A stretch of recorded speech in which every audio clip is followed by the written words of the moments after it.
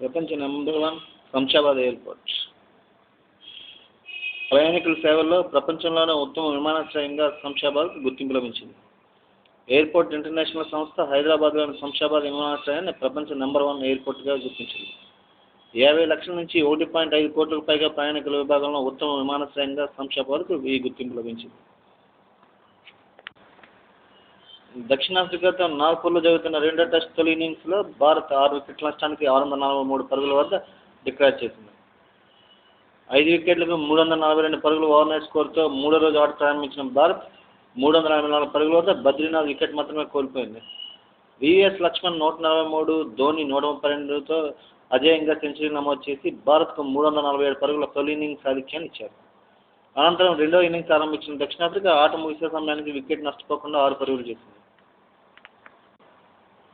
Single judge తీర్పును సవాల్ చేస్తూ ప్రభుత్వం దాఖలు చేసిన పిటిషన్ను హైకోర్టు తోసిపుచ్చింది.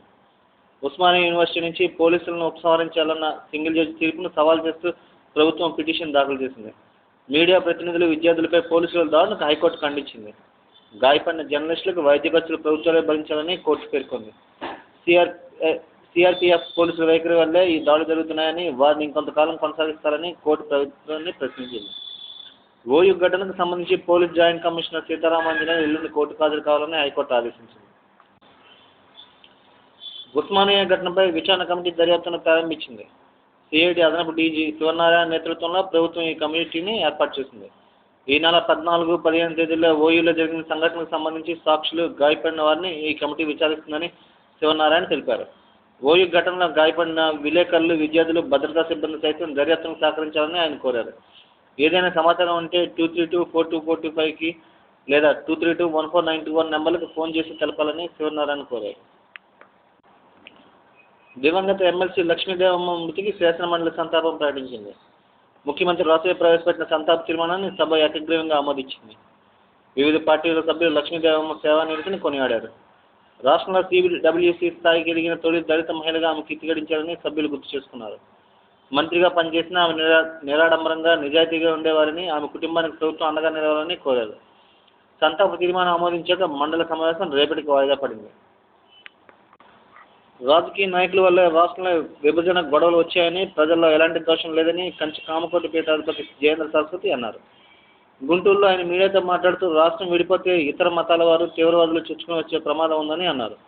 ప్రతి ఒక్కరిలో మన సంస్కృతి అభిమానం పెరిగితే ఎలాంటి గొడవలు ఉండవని అన్నారు. ఇంజనీరింగ్, మెడికల్, కామర్స్ కోర్సులు 2013 నుంచి జాతీయ స్థాయిలో కామన్ ఎంట్రన్స్ టెస్ట్ నిర్వహించాలని కేంద్రం యోచిస్తుంది. దీనికి సంబంధించిన సాధ్యాసాధ్యాలను పరిశీలన జరుగుతుందని కేంద్ర మానవ వనరుల శాఖ మంత్రి కపిల్ సిబాల్ తెలిపారు. Council of school board of education సమావేశంలో పాల్గొన్న ఆయన ఈ విషయాన్ని వెల్లడించారు.